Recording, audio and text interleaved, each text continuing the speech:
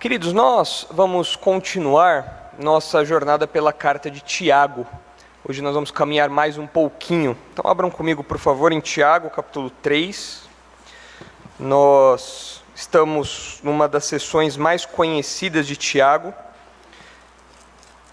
onde ele fala sobre o uso responsável que o crente deve fazer da língua, ou seja, aquilo que nós falamos, a nossa comunicação, aquilo que nós falamos realmente com a nossa boca e até mesmo aquilo que nós falamos com as nossas mãos, com os nossos dedos nas redes sociais, no WhatsApp, qualquer lugar que nós nos comunicamos deve ser alvo do zelo do crente, já que nós não temos autorização de falar o que bem entendemos, no jeito que bem entendemos, no tempo que bem entendemos. Nós somos cativos do nosso Senhor, que nos diz como nós devemos falar, como nós devemos nos comunicar. Nós estamos aí então estudando o capítulo 3 de Tiago. Eu quero ler com os irmãos os versículos 1 a 12, que é o trecho maior que estamos estudando. Já caminhamos bastante nesse trecho e hoje nós vamos caminhar um pouquinho mais. Então leia aí comigo Tiago, capítulo 3, a partir do versículo 1, diz assim: Meus irmãos, não vos torneis muitos de vós mestres, sabendo que havemos de receber maior juízo, porque todos tropeçamos em muitas coisas. Se alguém não tropeça no falar, é perfeito varão, capaz de refrear também todo o corpo. Ora, se pomos freio na boca dos cavalos, para nos obedecerem, também lhes dirigimos o corpo inteiro. Observai igualmente os navios, que sendo tão grandes e batidos de rijos ventos, por um pequeníssimo leme são dirigidos para onde queira o impulso do timoneiro. Assim também a língua, pequeno órgão, se gaba de grandes coisas. Vede como uma fagulha põe em brasa tão grande selva. Ora, a língua é fogo, é mundo de iniquidade. A língua está situada entre os membros de nosso corpo e contamina o corpo inteiro. E não só põe em chamas toda a carreira da existência humana, como também é posta ela mesma em chamas pelo inferno. Pois toda espécie de feras, de aves, de répteis e de seres marinhos se doma e tem sido domada pelo gênero humano. A língua, porém, nenhum dos homens é capaz de domar. É mal incontido, carregado de veneno mortífero. Com ela, bendizemos ao Senhor e Pai. Também com ela, amaldiçoamos os homens feitos à semelhança de Deus. De uma só boca procede bênção e maldição. Meus irmãos, não é conveniente que as coisas sejam assim. Acaso pode a fonte jorrar do mesmo lugar o que é doce e o que é amargoso? Acaso, meus irmãos, pode a figueira produzir azeitonas ou a videira figos? Tampouco fonte de água salgada pode dar água doce. Então esse é o trecho todo que nós temos estudado. Nós já cobrimos os versículos 1 a 5, já vimos algumas lições, mas hoje eu quero me concentrar com os irmãos nos versículos 6 a 8. Mas antes de retomarmos a nossa divisão, o que vimos até aqui, eu gostaria de refrescar a memória dos irmãos para um episódio que aconteceu há muitos anos atrás, aqui em São Paulo, e que eu tomei conhecimento, na época eu ainda não era nascido quando aconteceu, mas eu tomei conhecimento porque quando eu era pequeno, eu ia buscar a minha mãe com o meu pai no trabalho, eu e meu pai íamos buscar a minha mãe, e no caminho nós passávamos ali na 23 de maio, na bifurcação com a Avenida 9 de Julho, nós passávamos em frente a um grande prédio que ficava de esquina, e está lá até hoje, que ficou popularmente conhecido até hoje, ainda que tem outro nome, como Edifício Joelma. E os mais velhos certamente se lembram do episódio fatídico que aconteceu naquele edifício em 1 de fevereiro de 1974, ou seja, há pouco tempo atrás nós completamos 50 anos desse acidente terrível que aconteceu ali. Tem algumas imagens desse acidente que aconteceu no edifício Joelma. Até onde eu consegui ver, foi o maior incêndio da cidade de São Paulo. Aconteceu, como eu disse, no primeiro dia de fevereiro de 1974. O prédio tinha sido inaugurado havia pouco tempo, poucos anos. É um prédio de 25 andares, e desses 25 andares, 14 andares foram destruídos pelo fogo em questão de horas. E eram andares administrativos, de escritórios, então o fogo se alastrou mais rapidamente ainda por conta de divisórias de madeira, papel e tudo que tinha ali no caminho, de modo que os esforços por salvar as pessoas não conseguiam acompanhar a velocidade do incêndio. A tragédia contou com 187 mortos, as estimativas variam, mas mais de 180 mortos, mais de 300 feridos, e tudo isso começou, o laudo diz, por um curto-circuito em um ar-condicionado no 12º andar. Então o fogo se alastrou a partir disso. As pessoas, para tentar fugir do fogo, elas se lançavam da janela, não importando onde caíssem, elas queriam apenas fugir. Muitas tentavam se proteger no parapeito do prédio, tentavam fugir para outros lugares da edificação, mas o fogo velozmente conduziu toda a estrutura, de 25 andares, 14 foram tomados pelo fogo, de modo que nós temos aí um dos maiores, se não o maior incêndio de São Paulo, certamente uma grande tragédia para a nossa cidade. O prédio está lá ainda hoje, e eu me lembro que quando era pequeno, ouvindo essa história, eu passava por aquele prédio todas as noites e eu ficava imaginando o que tinha acontecido ali e como tinha sido toda essa tragédia. Aí, na verdade, nós conhecemos não só histórias como a do edifício Joelma, mas em São Paulo mesmo nós tivemos, se não me engano, o edifício Andraus, alguns anos antes do edifício Joelma. Recentemente nós tivemos no Rio de Janeiro o incêndio de um grande museu lá do Rio de Janeiro também. Nós constantemente ouvimos sobre incêndios em vários lugares do mundo, vários lugares do nosso país também, e nós sabemos então o poder destruidor do fogo, como nós vemos aqui, o poder mortal, destruidor, avassalador, selvagem do fogo, que destrói tudo que vê pela frente, velozmente, consumindo impiedosamente tudo que está diante dele.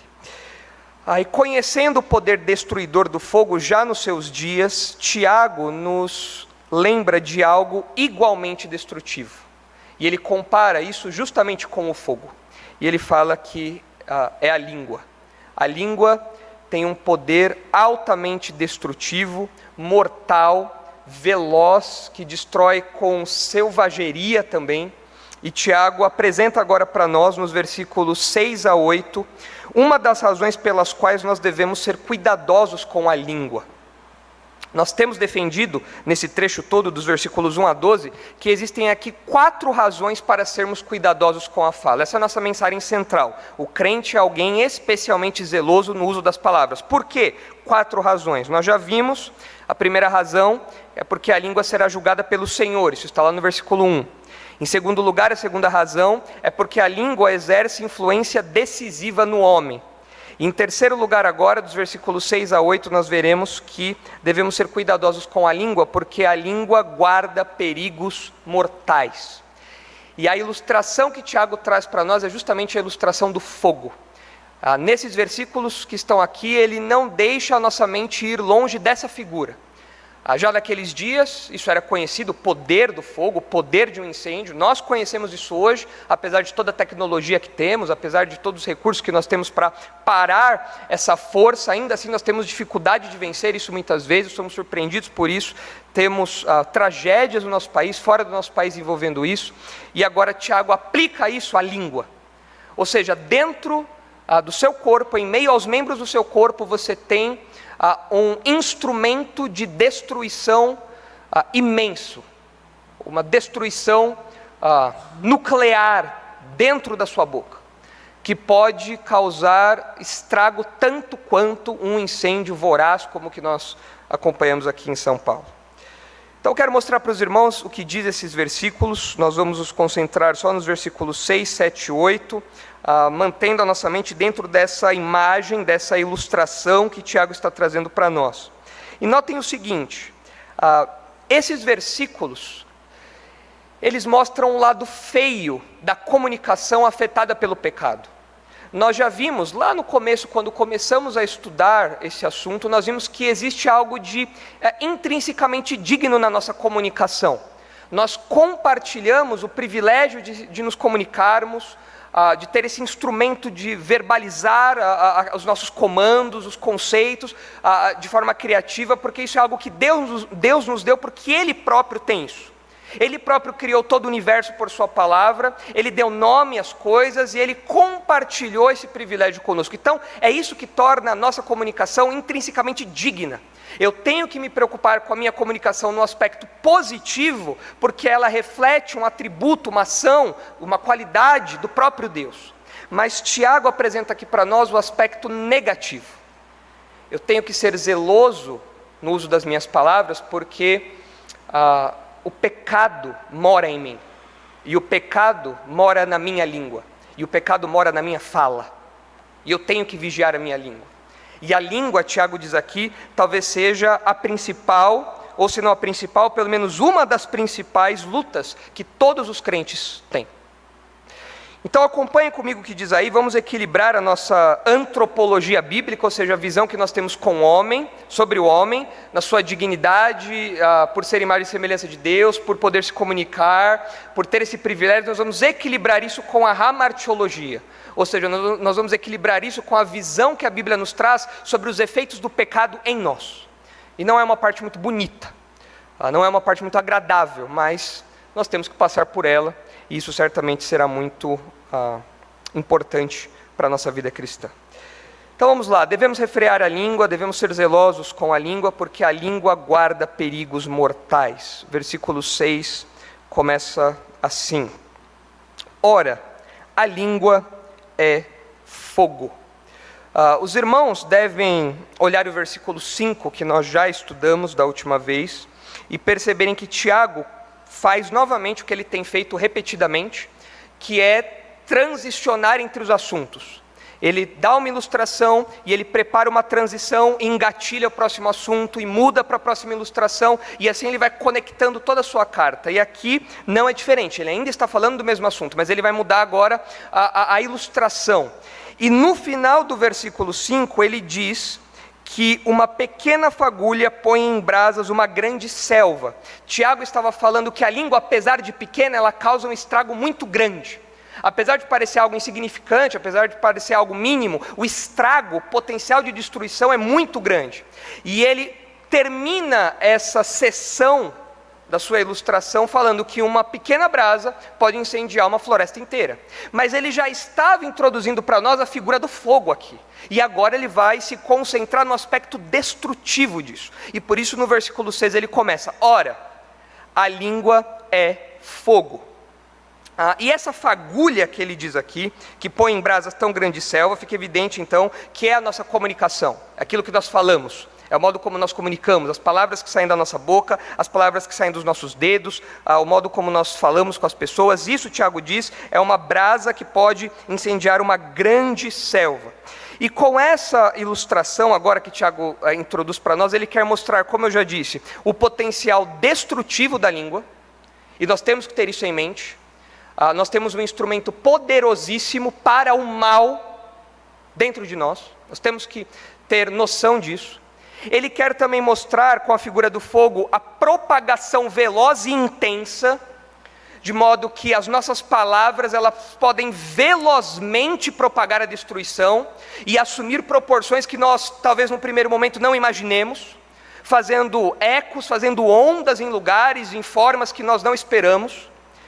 E também mostrando a selvageria, algo fora de controle, que é o resultado do mau uso que nós podemos fazer da nossa língua.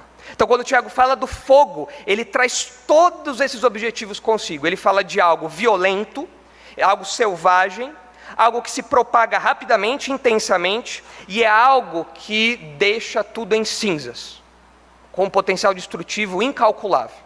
E por isso ele diz, sem rodeios, a língua é fogo. Como nós já temos visto, Tiago escreve toda a sua carta ecoando a sabedoria do Antigo Testamento. E no Antigo Testamento, a língua como fogo era algo conhecido. Se os irmãos olharem Provérbios capítulo 16, os irmãos verão que essa já era uma ilustração conhecida do povo de Deus, conhecida dos povos antigos, na verdade. Em Provérbios 16, 27, nós vemos essa figura sendo apresentada. E Tiago está ecoando esse sino. Veja o que diz aí Provérbios 16, 27.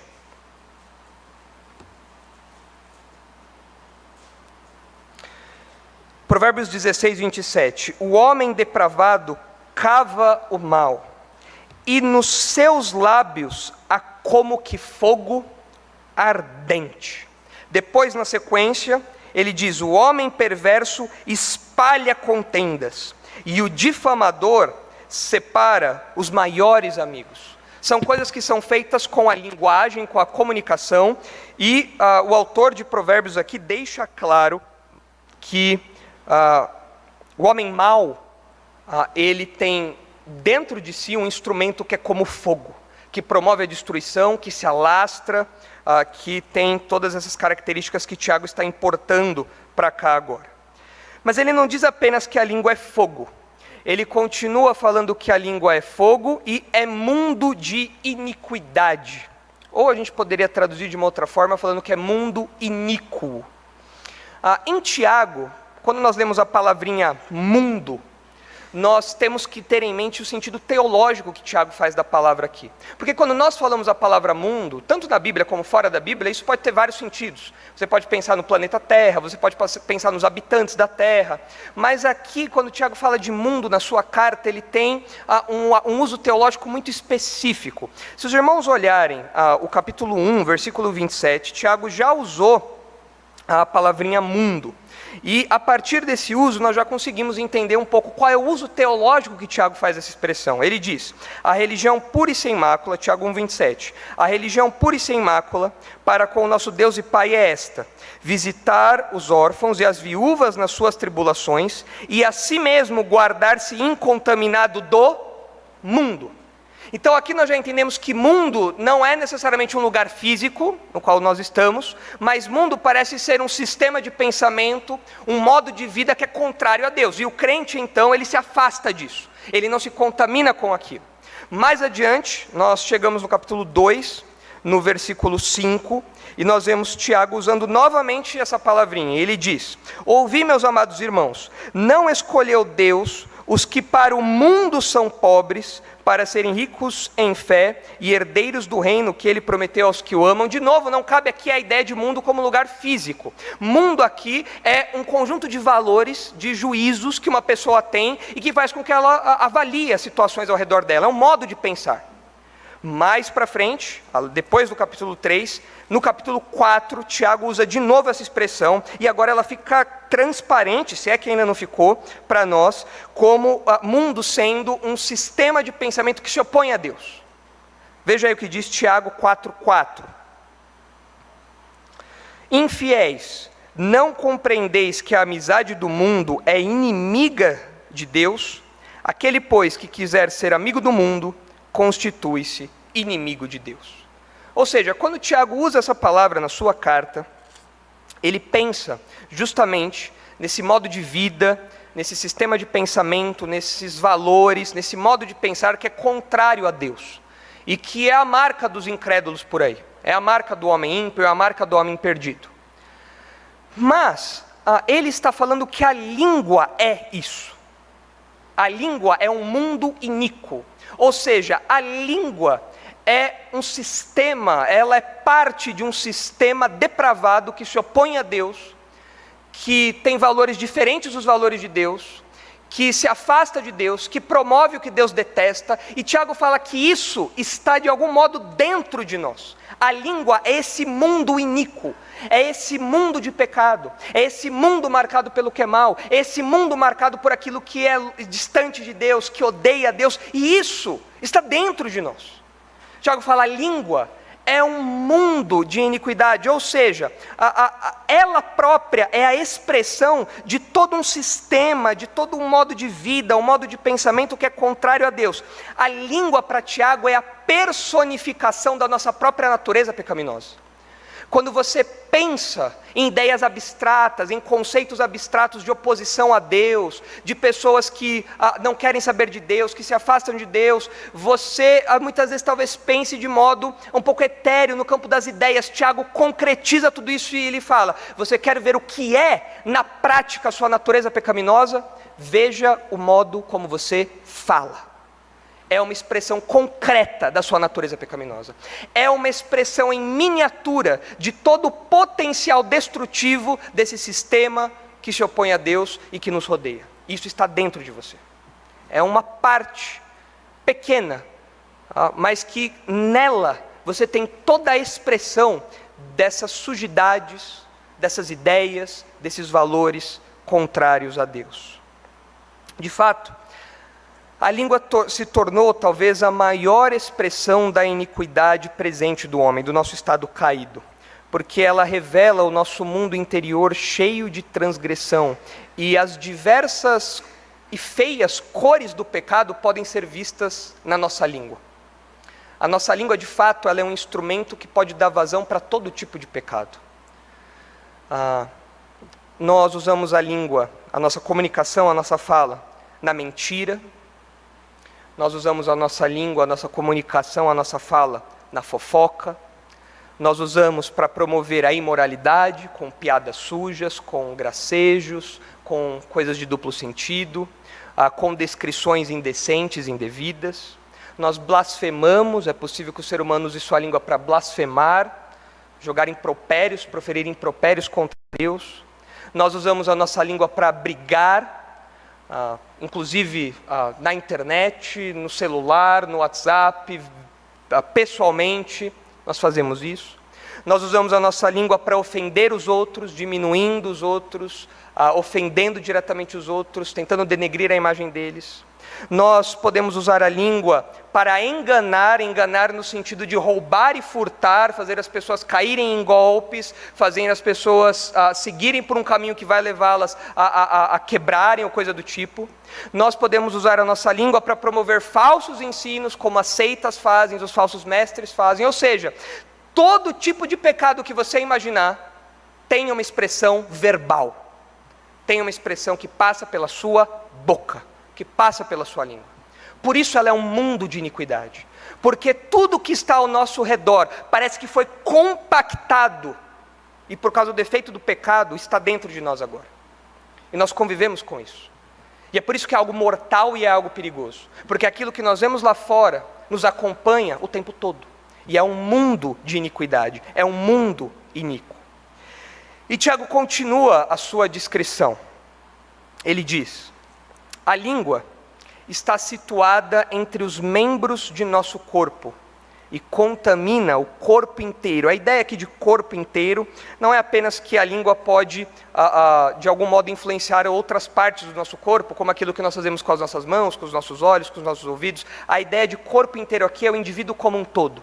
Ou seja, a nossa língua, o uso que nós fazemos da nossa língua, pode contaminar, pode macular, pode manchar todas as áreas da nossa vida. É isso que o texto está dizendo aqui. O indivíduo por inteiro, todas as áreas da nossa vida. E de fato a língua mancha, a língua pode sujar todas as áreas da nossa vida. Tanto que, no capítulo 1, versículo 27, que nós já lemos, os irmãos devem se lembrar que Tiago diz que a religião pura e sem mácula é esta: visitar os órfãos e as viúvas nas suas tribulações e a si mesmo guardar-se incontaminado. Essa palavra incontaminado é o oposto do que aparece no texto que nós estamos falando. Tiago está falando que a verdadeira religião é guardar-se incontaminado do mundo, mas agora ele fala, sabe qual é a dificuldade? Dentro de você, você tem um mundo, um sistema de pensamento contrário a Deus, que contamina todas as áreas da sua vida. Essa é a luta do crente. Essa é a batalha de todo cristão. Nós lutamos contra isso, tentando viver aqui a religião pura e sem mácula, tentando nos guardar incontaminados do mundo, mas nós não precisamos olhar apenas para fora para experimentar essa luta, nós experimentamos ela dentro de nós, daquilo que nós falamos. E ele continua: não apenas a língua contamina o corpo inteiro, ou seja, compromete todas as áreas da vida, mancha, suja todas as áreas da nossa vida, mas ela também põe em chamas toda a carreira da existência humana. Talvez a sua tradução esteja diferente, mas a ideia de carreira da existência humana é o andamento da existência humana, é o curso da existência humana. É a nossa vida vista em perspectiva, vista de modo geral. A língua tem efeitos desastrosos que podem impactar toda a nossa vida, desde o nosso nascimento, passando por toda a nossa vida até a nossa morte. A língua tem potencial destrutivo para acabar com a vida inteira de um indivíduo. Por isso, ele diz que a língua põe em chamas toda a carreira, ou seja, toda a vida, todo o andamento, todo o curso de um indivíduo, desde o seu nascimento até a morte. E de fato, nós aprendemos, seja pela experiência e pelo que a Escritura diz, que uma expressão descuidada, que um ensino errado que é acolhido e que foi ensinado, que uma mentira, que um falso testemunho, isso pode destruir a vida da pessoa para sempre. Vejam o que diz Provérbios 10:8.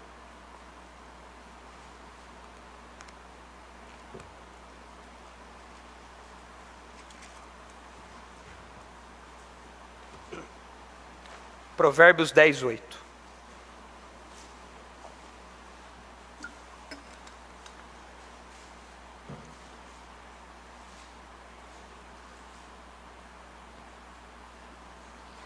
O sábio de coração aceita os mandamentos, mas um insensato de lábios vem a arruinar-se. A pessoa que não tem sabedoria no uso das palavras tem como destino a ruína, a destruição. Isso em qualquer momento de sua vida e para toda a sua vida. No capítulo 11, versículo 9, nós lemos também o seguinte, na primeira parte do versículo. Provérbios 11:9. O ímpio, com a boca, destrói o próximo. O capítulo 10 fala que o ímpio destrói a si mesmo. A pessoa que não usa a língua com sabedoria destrói a si mesma. Mas o capítulo 11 fala que o ímpio, com a boca, pelo que ele fala, ele é capaz de destruir o outro. E nós vemos isso no nosso dia a dia. Como as palavras, por meio das palavras, as pessoas podem destruir a vida de alguém. Uma denúncia infundada que é feita no trabalho, uma acusação sem fundamento que é feita no trabalho e expõe alguém à demissão, a riscos. Uma mentira que é contada para um casal casado e que coloca em suspeita todo o matrimônio. Um falso ensino que é contado de púlpito e faz com que a pessoa tenha uma vida destruída para o resto da sua existência.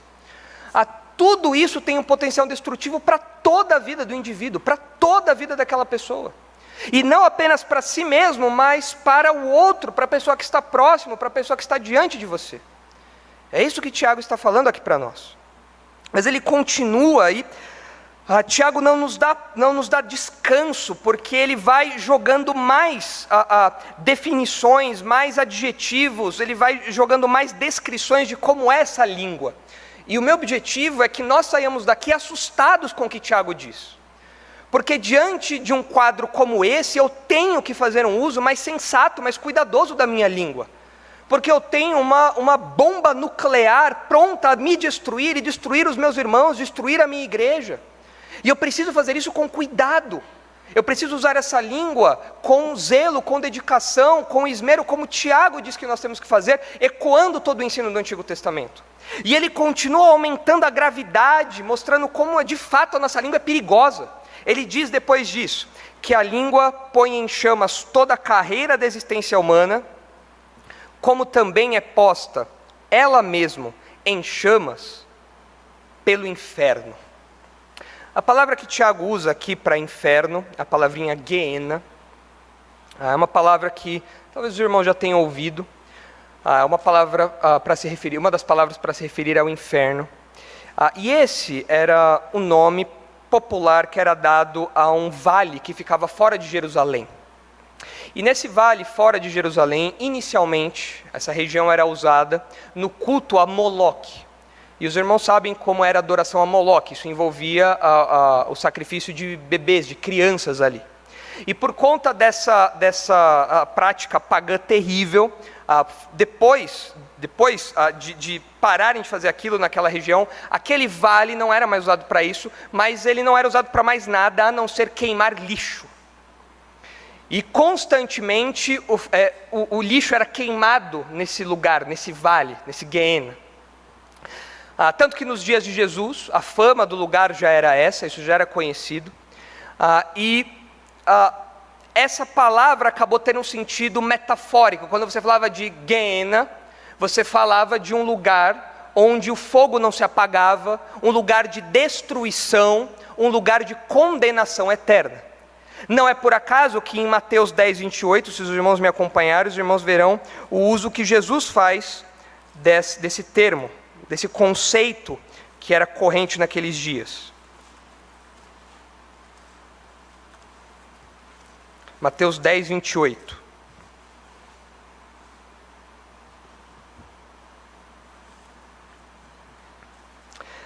Não temais os que matam o corpo e não podem matar a alma.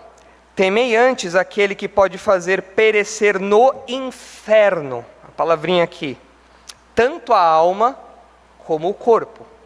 E nós sabemos que na mente de Jesus ele estava pensando nesse ambiente, nesse lugar, com esse sentido, porque em Marcos capítulo 9, versículo 43, vejam o que Jesus diz. Marcos 9, 43.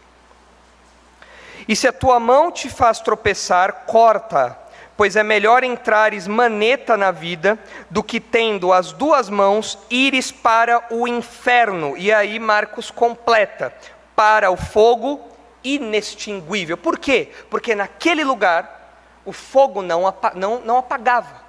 O fogo era contínuo para queimar o lixo. Então, esse lugar entrou para a mente dos judeus como um lugar que simbolizava, que se referia à condenação eterna. Quando você queria falar de condenação eterna naqueles dias, você falava do Guéna, você falava daquele lugar ali. Então isso entrou para o vocabulário dos autores bíblicos, assim como para o vocabulário do Senhor Jesus. Talvez nos nossos dias nós falássemos sobre Osasco, Guarulhos, São Mateus, não sei, qualquer coisa assim. Mas vocês entenderam a ideia. Era um lugar que acabou carregando toda uma ideia consigo. E Tiago usa essa palavra aqui. Então, quando ele fala sobre a nossa língua ser alimentada, abastecida, acesa, colocada em chamas pelo inferno, essa imagem ela já tem o fogo agregado a si. E tem uma ideia de condenação eterna por trás desse termo, junto com esse termo aqui. E é isso que Tiago está evocando. Então, o que Tiago quer dizer aqui para nós? Bom, pode ser que Tiago esteja fazendo uso de um recurso, uma figura de linguagem que é conhecido como metonímia. Existem vários tipos de metonímia. Metonímia, aqui no caso, é quando você usa uma palavra para se referir a outra coisa relacionada àquela palavra. Então, por exemplo, se eu digo assim para os irmãos, eu me senti muito acolhido pela Igreja Batista Redenção. A Igreja Batista Redenção não tem braços. Não tem como você abraçar, não tem como você acolher. É um prédio, o prédio é impessoal. Então eu estou usando de uma metonímia, porque quando eu falo Igreja Batista Redenção, na verdade eu estou me referindo aos irmãos da Igreja Batista Redenção. Então eu digo, eu me senti acolhido, abraçado pelos irmãos da Igreja Batista Redenção, mas eu uso de uma figura de linguagem, eu falo, eu me senti acolhido pela Igreja Batista Redenção. Se Tiago está usando um recurso como esse aqui, quando ele diz que a língua é abastecida, é acesa, é posta em chamas pelo inferno, ele está usando o lugar para se referir, na verdade, àqueles que estão destinados a estar condenados ali para sempre. Ou seja, Satanás e seus demônios. E se é isso que Tiago está falando, então isso tem que nos deixar preocupados com o uso que fazemos da língua. Porque Tiago está nos ensinando que nós temos um instrumento que pode ser usado pelo próprio diabo, pelos próprios demônios, para promover destruição, para promover engano, para promover a mentira. Não por acaso, o diabo e seus anjos ensinam doutrinas de demônios, em púlpitos mentirosos, que deturpam a escritura, que inventam coisas, usando justamente da língua, usando justamente da comunicação. São seres que se aproveitam desse instrumento que foi dado a nós e usam isso, acendem ali o fogo, colocam o fósforo ali perto para que isso exploda e cause a destruição naqueles que ouvem. Então pode ser que Tiago esteja pensando nisso aqui. Quando ele fala do inferno, ele está pensando além do lugar. Ele está pensando naqueles que estão condenados àquele lugar. Ele está pensando nesses seres que querem destruir o ser humano se opõem a Deus e que aproveitam do potencial da língua para promover o seu engano, sua mentira e a sua destruição de várias formas, induzindo as pessoas a mentir, induzindo as pessoas a fofocar, induzindo as pessoas a enganar, enfim, por aí vai. Não seria exagero também afirmar que Tiago está ensinando para nós a condenação certeira pelo mau uso da língua. Porque lembre-se, quando Tiago usa essa palavra, ele traz consigo todo um significado por trás. E essa palavra tinha uma ideia de condenação eterna. E quando nós olhamos para textos como Mateus capítulo 5, nós vemos que os crentes, e todos na verdade, não só os crentes, mas todos darão conta das suas palavras. E nós então temos que nos preocupar com isso, porque nós temos dentro de nós um instrumento que é incendiado pelo mal, e nós daremos conta do uso que fazemos disso, ou seja, nós estamos com um potencial de condenação imenso diante de nós, imenso. Não basta a minha inclinação natural para o mal, eu ainda tenho lá um demônio, um diabo que vai com isqueiro e fica acendendo o pavio para que a coisa exploda. E isso isso traz uma condenação iminente, um perigo iminente. E Tiago então alerta, cuidado, a língua de vocês tem um perigo em potencial ali, e vocês têm que usá-la com sabedoria e com cuidado. Veja o que diz Mateus 5, 22. Eu, porém, vos digo, todo aquele que sem motivo se irar contra seu irmão, estará sujeito a julgamento. E quem proferir um insulto a seu irmão, estará sujeito a julgamento do tribunal. E quem lhe chamar tolo, estará sujeito ao inferno de fogo. Parece que as figuras vão se casando aqui. Talvez de algum modo o Tiago esteja falando, cuidado, porque as palavras de vocês, elas serão avaliadas. Elas serão julgadas. Cuidado. E se os irmãos olharem um pouco mais para frente de Tiago, se os irmãos olharem, por exemplo, o versículo 9, os irmãos verão que Tiago começa de fato a apresentar para nós alguns problemas no uso da língua que aqueles crentes estavam experimentando. Veja a Tiago 3,9. Com ela, com a língua, bendizemos ao Senhor e Pai, também com ela amaldiçoamos os homens, feitos à semelhança de Deus. Ou seja, aqueles crentes estavam fazendo mau uso da língua. Eles estavam tendo uma língua instável, ora fazendo coisas boas, falando coisas boas, e ora falando coisas reprováveis. E Tiago fala, cuidado, estejam atentos a isso. Se os irmãos olharem o capítulo 4, versículo 11, parece que havia um outro problema ali, conectado a esse do capítulo 3, do versículo 9. Veja Tiago 4, 11. Irmãos, não faleis mal uns dos outros. Aquele que fala mal do irmão ou julga seu irmão, fala mal da lei e julga a lei. Mas ele começa o versículo falando, não falem mal uns aos outros. Não sejam maledicentes. Que isso não esteja no meio de vocês. Não usem a língua de vocês para isso. Então parece que Tiago está mostrando que a nossa língua será julgada, a língua de todos, cada palavra será posta ali em conta, e nós temos que ser cuidadosos então. Porque há um combustível diabólico por trás da nossa língua. E Tiago continua no versículo 7, mostrando a tragédia do pecado no ser humano. Pois toda espécie de feras, de aves, de répteis e de seres marinhos se doma e tem sido domada pelo gênero humano.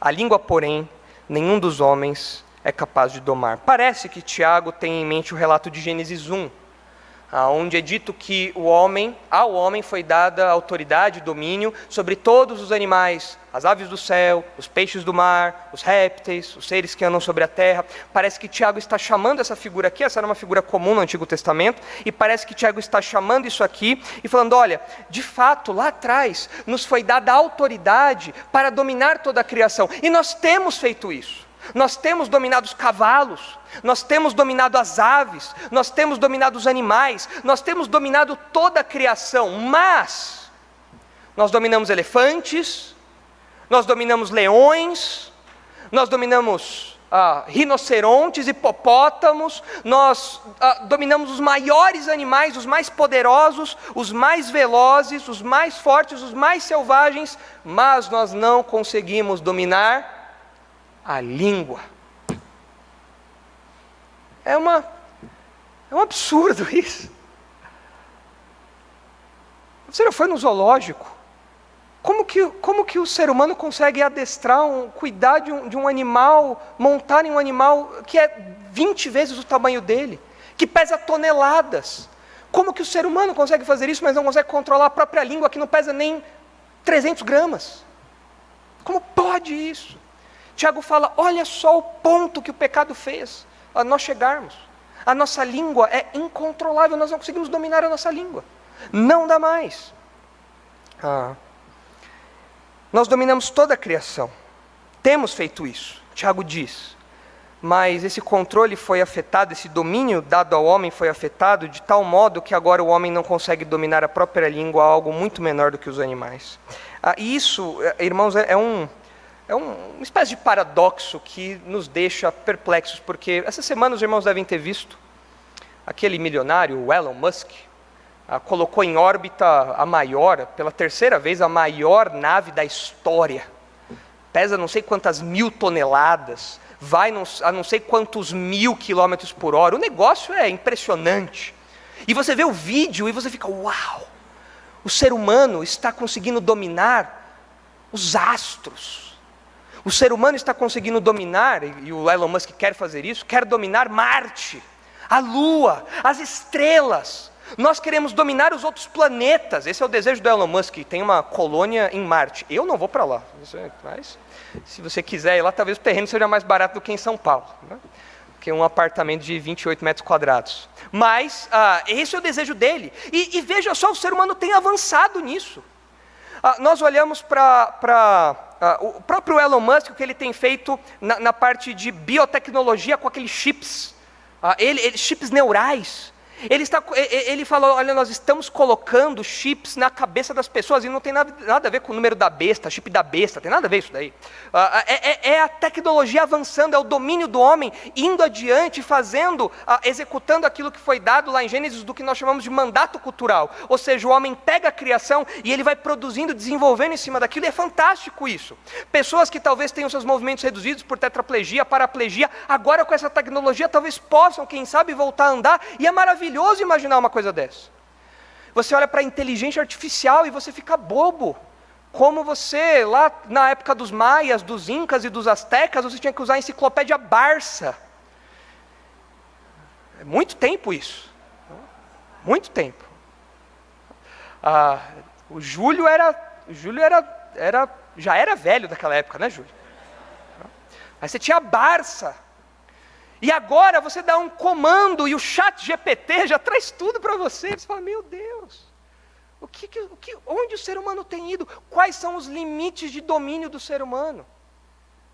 O ser humano é incrível na sua habilidade de dominar a natureza, a criação. Mas ele não consegue dominar a própria língua. Que paradoxo é esse? É o paradoxo do homem marcado pelo pecado. Um potencial imenso, mas que nas menores coisas não consegue dominar. Ele não consegue ter domínio. Ele fala mentiras, ele engana, ele faz fofoca, faz maledicências, ele promove tudo isso, mesmo dominando o espaço, as estrelas, a genética. E Tiago deixa isso muito claro. Nós temos dominado tudo da criação, mas a língua, nenhum homem é capaz de domar. De fato, o pecado afetou a nossa capacidade de ter domínio próprio. E talvez você olhe para si, você deve olhar para si e falar, pastor, eu não consigo mesmo. Eu domino muita coisa. Eu sou o PhD da informática, da TI. Eu sou o PhD do direito. Eu sou o PhD em muitas coisas. Eu domino vários assuntos. Eu sou muito bom naquilo que eu faço. Mas eu não consigo dominar minha língua.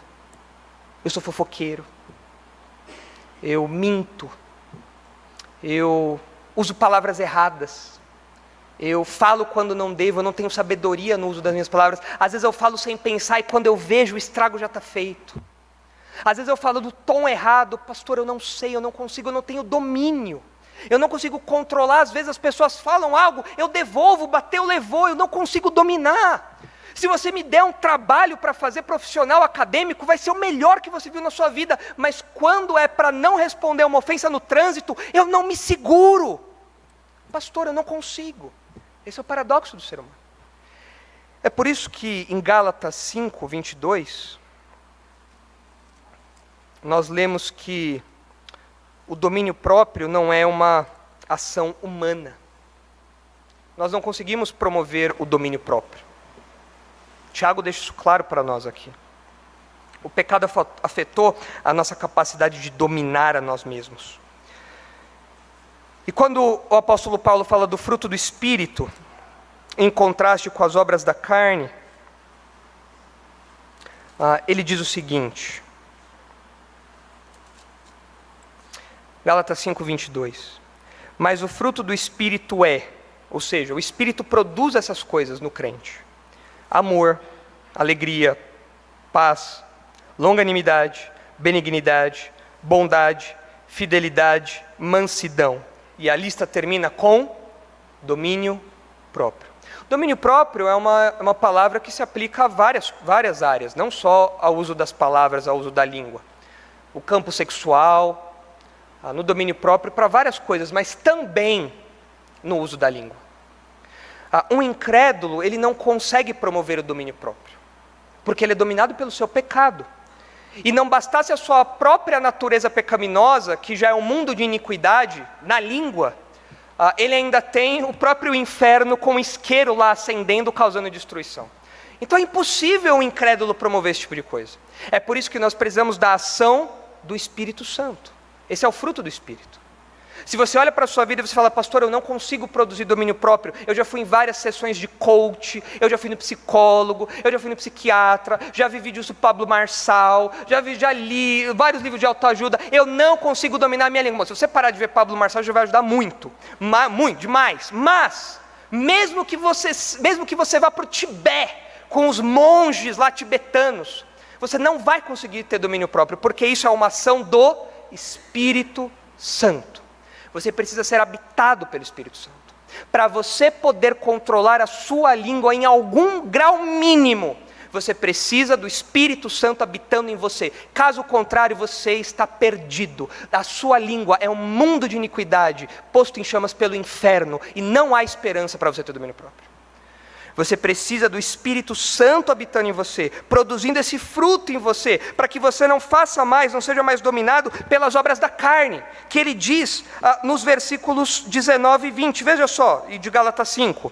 Ora, estas são as obras da carne, que são conhecidas e são prostituição, impureza, lascívia, idolatria, feitiçarias, inimizades, porfias, ciúmes, iras, discórdias, dissensões, facções, invejas, bebedices, glustonarias e coisas semelhantes a estas. Coisas que você pode promover com a sua língua, com as suas palavras. Divisões na igreja, fofocas, brigas, explosões de ira, o marido que vive irado com a esposa que vive falando coisas erradas para o marido, os pais que vivem em guerra, pé de guerra com os filhos. Isso tudo não pode ser pode ser resolvido por ação humana. Porque Tiago fala, nós dominamos tudo, mas não dominamos a nossa língua. Nós precisamos do domínio próprio que o Espírito Santo dá. É por isso que nós precisamos que o próprio Espírito habite em nós, por meio da fé em Jesus. Quando nós olhamos para esse quadro e falamos, Senhor, esse sou eu sou dominado pelo pecado, não há esperança para mim, eu preciso que o Senhor me mude, eu preciso que o Senhor me dê isso, por favor, me transforme, me dê domínio próprio, ajuda-me a controlar a minha língua, ajuda-me a colocar guardas na minha língua, eu creio que só o Senhor pode fazer isso. Quando o indivíduo chega nessa posição, crendo no Evangelho, crendo em Jesus Cristo como seu Salvador e tendo o Espírito Santo habitando nele, só então é possível haver domínio próprio. E isso se expressa na língua. Caso contrário, o homem pode dominar o mundo, o universo, mas não conseguirá dominar a sua língua. E o texto continua. Tiago agrega ainda mais algumas informações. Ele diz que a língua é um mal incontido. Essa palavrinha já apareceu no capítulo 1, versículo 8, quando Tiago falou sobre inconstância. Ele fala, homem de ânimo dobre, inconstante em todos os seus caminhos. Essa palavra aqui, a palavra inconstância. E mais para frente, no capítulo 3, no versículo 16, ele fala sobre a sabedoria mundana, a sabedoria demoníaca. Ele fala que onde há inveja e sentimento faccioso, aí há confusão. É a mesma palavrinha. Então, olhando para esses outros usos que Tiago faz dessa palavra, nós entendemos que quando ele diz que a língua é um mal incontido, ele está falando que a língua é instável, fonte de caos e desordem e pronta a estourar a qualquer momento. É uma represa que está rachada, e as suas ondas estão batendo, e a qualquer hora ela vai estourar, e isso é constante. É por isso que o crente não descansa na vigilância que ele tem da língua, porque é um mal incontido. É uma ameaça perene. A sirene, como acontece nesses países onde tem terremoto, onde tem represa, ela toca o tempo todo, porque a represa está prestes a estourar. É um mal que você não consegue conter. É instável, é forte e é fonte de caos e desordem. E se você, por um segundo, vacilar, aquilo estoura e as consequências são desastrosas, as consequências são terríveis. Não por acaso, nós lemos aí os versículos 9 e 10, e nós percebemos aí no capítulo 3 que Tiago já começa a se mover para o próximo tópico que ele vai tratar, que nós não vamos tratar hoje. Quando ele fala sobre essa instabilidade da língua, quando ele usa essa palavra, ele começa a falar que de fato a língua ela pode ser usada tanto para um propósito como para outro. E por isso que ele fala que nós bendizemos, amaldiçoamos, da língua procede bênção, da língua procede maldição, e não pode ser assim. Então ele já está começando a se mover para o próximo tópico. Os irmãos já deixem isso engatilhado para a próxima ocasião. Mas ele termina falando que a língua é um mal incontido, carregado de veneno mortífero. E particularmente Tiago não poderia terminar, para mim, de um jeito pior, em termos de quão terrível é essa descrição. Porque quando você ouve essa expressão, veneno mortífero, de qual animal você lembra? Uma cobra. Os irmãos sabem que eu adoro cobras, né? Terrível, serpentes são terríveis. Bicho peçonhento, que tem veneno mortífero. Aí uma picada, em segundos, minutos, talvez você já não tenha mais como reverter os estragos daquilo. E Tiago, de modo sutil, quando ele fala aqui do veneno mortífero, ele pensa nesse animal peçonhento. E essa, novamente, era uma figura conhecida do Antigo Testamento. Se os irmãos olharem o Salmo 58, os irmãos verão que associar a língua ao veneno era algo conhecido do povo de Deus, dos homens daqueles dias. Salmo 58, versículo 3.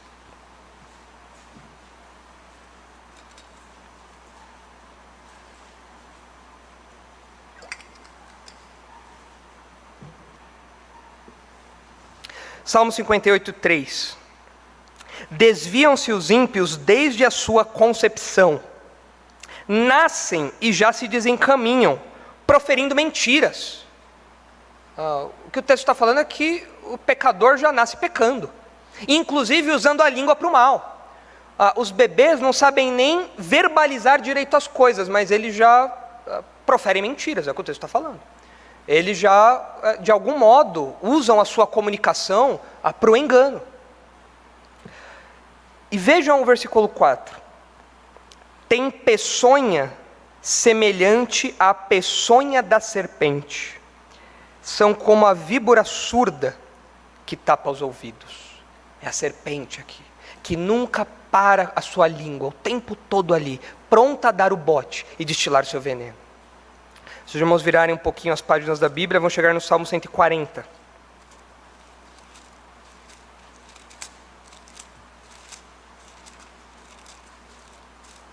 Salmo 140, versículo 1.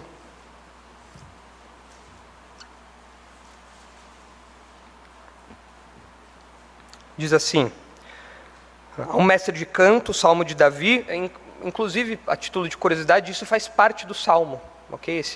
Ao mestre de canto, o Salmo de Davi faz parte. Não está do lado do versículo 1, mas é o versículo 1, por isso que eu li aqui agora. Então os irmãos já agreguem isso aí ao conhecimento de vocês também. Ao mestre de canto, o Salmo de Davi. Livra-me, Senhor, do homem perverso. Guarda-me do homem violento, cujo coração maquina iniquidades e vive forjando contendas. Aguçam a língua como a serpente. Sob os lábios tem veneno de áspide. É uma figura conhecida do Antigo Testamento. E quando os irmãos chegam em Romanos, capítulo 3, quando o apóstolo Paulo mostra o estado deplorável do pecador, em Romanos 3,13, essa figura aparece novamente. Romanos 3,13. A garganta deles é sepulcro aberto, com a língua urdem engano, veneno de víbora está nos seus lábios. A boca eles a têm cheia de maldição e de amargura. Quando a Bíblia fala do ímpio, quando a Bíblia fala do homem longe de Deus, a Bíblia fala nesses termos aqui. Só que Tiago nos lembra que a conversão não anula o potencial pecaminoso da nossa língua. Nós ainda somos serpentes agora domesticadas, neutralizadas em muitas coisas, mas nós ainda temos que vigiar a nossa língua, para que não destilemos o veneno do pecado e não destruamos a nós mesmos e aos outros. Assim como a língua da serpente não para um momento sequer pronto para dar o bote, a língua do homem sempre se move para o mal. E quando você tem essa noção clara, você pensa 2, 3, 4 vezes antes de falar qualquer coisa. Porque você pode promover a destruição. E isso pode se alastrar rapidamente, velozmente, como aconteceu no Joelma.